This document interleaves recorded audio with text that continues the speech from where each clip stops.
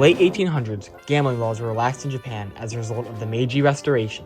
This development would inspire craftsman and entrepreneur Fusajiro Yamauchi to found the company Nintendo Kopai in September 1889 to produce and distribute newly legalized Japanese playing cards. While the company explored other products such as taxis and love hotels, it kept its focus on Japanese Hanafuda cards. The company would also undergo multiple name changes, eventually settling on its present name, Nintendo & Co. Limited.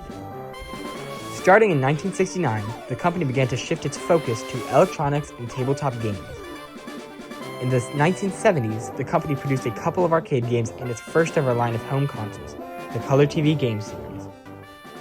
In 1979, the company opened an American subsidiary in New York and a new department focused on arcade game development. As a result, Nintendo would make multiple arcade games, such as Donkey Kong, and their first handheld video game system, the Game & Watch. While Nintendo had done well in the video game industry thus far, they could not have predicted the success they would soon experience.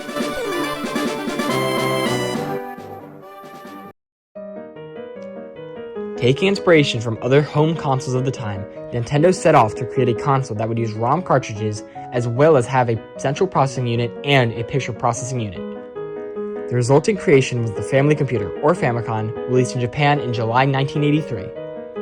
Nintendo's strategic marketing strategies and popular game library led the Famicom to great success, surpassing Sega's SG-1000. This triumph allowed Nintendo to leave the Japanese video game market and expand further internationally. But while Nintendo's video games were flourishing in Japan, something catastrophic was happening in America. To speak further on this topic, Mr. Watch.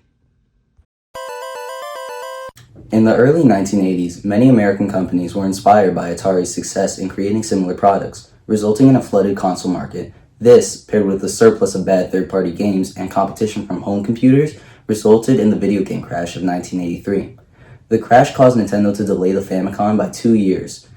To differentiate the Famicom from competitors, Nintendo had to make some changes. They rebranded the Famicom to the Nintendo Entertainment System, better known as the NES. And along with this, they rebranded their cartridges as game packs and produced a toy robot called ROB, or Rob, to convince retailers to sell the NES in their stores. Nintendo's release of the NES was successful, selling nearly 35 million units in the United States alone, far surpassing the Sega Master System and the Atari 7800. And it is safe to say that the NES single-handedly sent the video game crash of 1983 out of the park.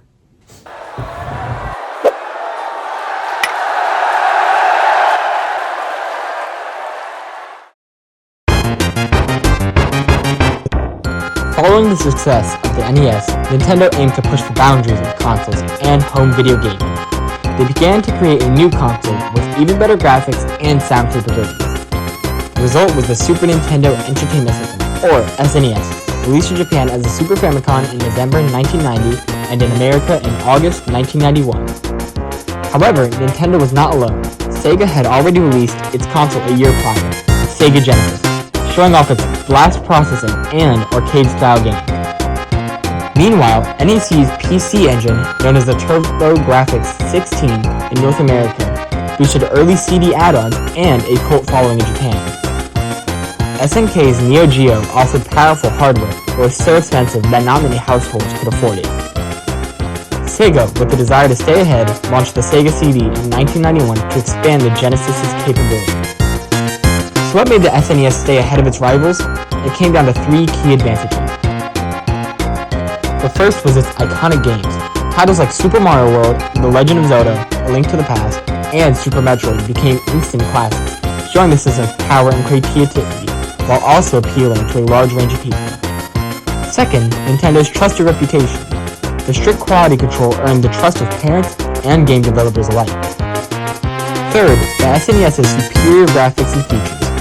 The SNES could display 4 times as many colors as the Sega Genesis, had advanced graphic traits, and had a superior soundtrack producing far more realistic sounds, and it could render sprites better. These factors allowed the SNES to, like the NES, far outsell any competitor.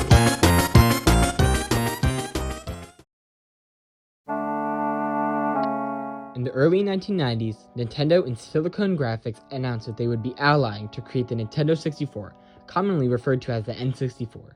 The N64 was advertised as the first 64-bit home console, quadrupling the SNES's 16-bit capabilities. The N64 was planned for release in 1995, but production schedules of third-party developers caused a delay. By the time the N64 was released in 1996, all of its competitors had already been on the market for a couple of years. Sega released the Sega Saturn in 1994, which, while not overwhelmingly successful, was successful enough to maintain Sega's position as a major competitor. Following failed attempts at collaboration between Sony and Nintendo, Sony made their entrance into the console market with the PlayStation in 1994. The PlayStation's significant hardware improvements and diverse game library, paired with Sony's powerful brand reputation, allowed the PlayStation to dominate the market, becoming the first console to sell over 100 million units. The N64, while unable to outsell the PlayStation, was still very successful, primarily due to its strong first-party games. As a result, the N64 would eventually become one of the most recognizable consoles in history and would have multiple distinguished titles.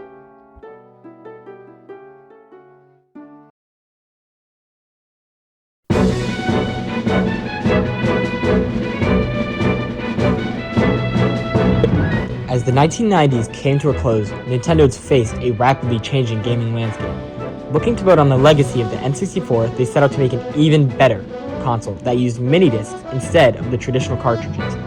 The result? The Nintendo GameCube was released in Japan in September 2001, and in North America 2 months later. Launch titles like Luigi's Mansion, Wave Race Blue Storm, and Super Monkey Ball showcased the console's graphical capabilities and Nintendo's signature charm. But Nintendo was stepping into a crowded arena. Sega had already entered the 6th generation with the Dreamcast in 1999, showing their online play and strong early library. Sony's PlayStation 2 launched in 2000, bringing with it the legacy of the best-selling original PlayStation.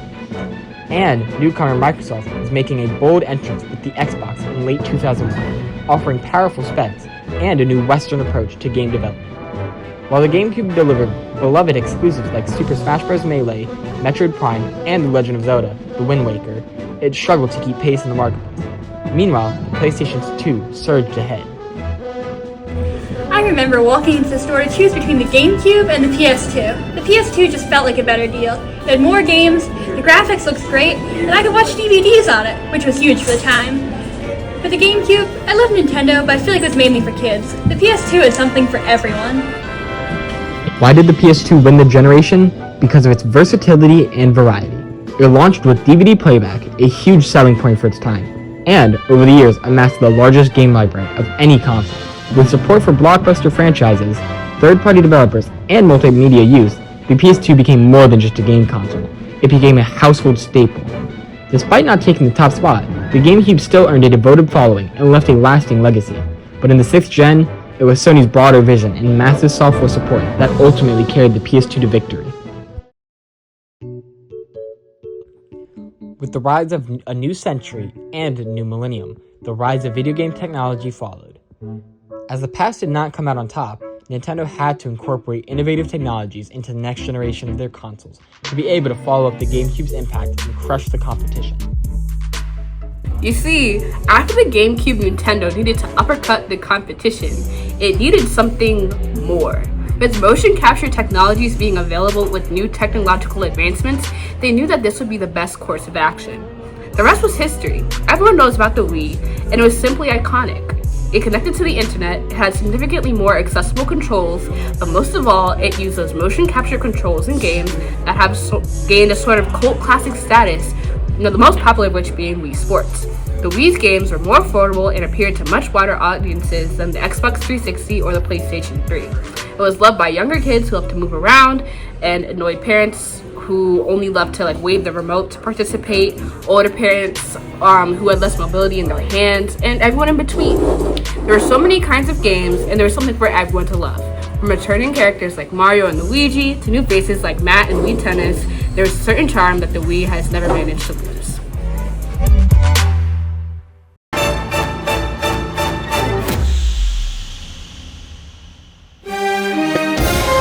After the commercial failure of the Wii U, launched in 2012 to confusion and weak third-party support, Nintendo found itself at a crossroads.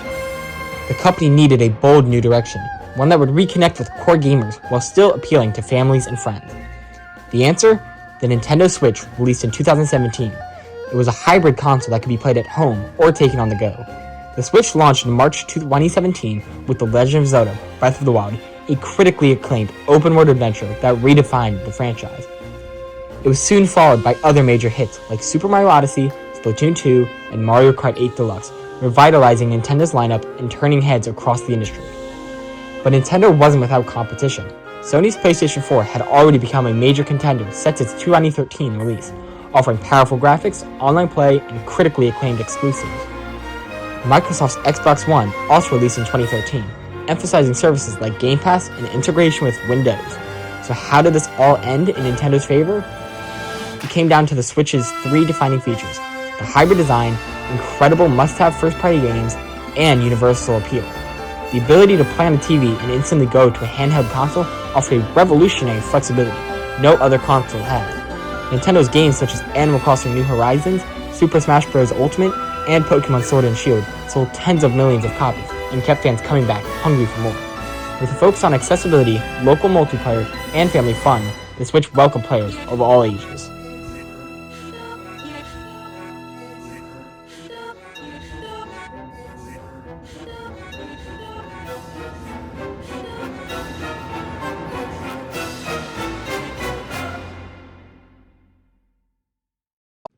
As Nintendo enters a new chapter, all eyes are on the successor to the massively successful Switch.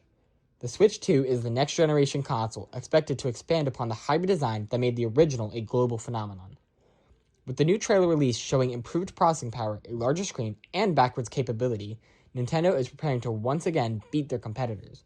But competition is still incredibly strong. Sony's PlayStation 5, with its cutting-edge graphics and lightning-fast SSD, continues to dominate the high-end gaming space. Microsoft's Xbox Series X and Series S push power and services like Game Pass, offering gamers extensive libraries at a low monthly cost.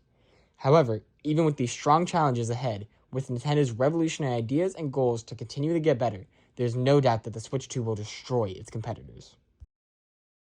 I'm definitely planning to get the Switch 2. I love the flexibility of playing on the go or with friends at home. I've got kids, so having games that are fun for everyone is a big deal, especially with the new Mario Kart being released. Having 50 playable characters is amazing. When I was younger, I loved playing Mario Kart with my friends, and I hope to do that with my children now. But I will say, I'm a little worried about the prices. With these new tariffs on electronics from overseas, consoles could get more expensive. If the Switch 2 ends up coming closer to $500, that's going to be a tough sell for families, and even break my own bank a little.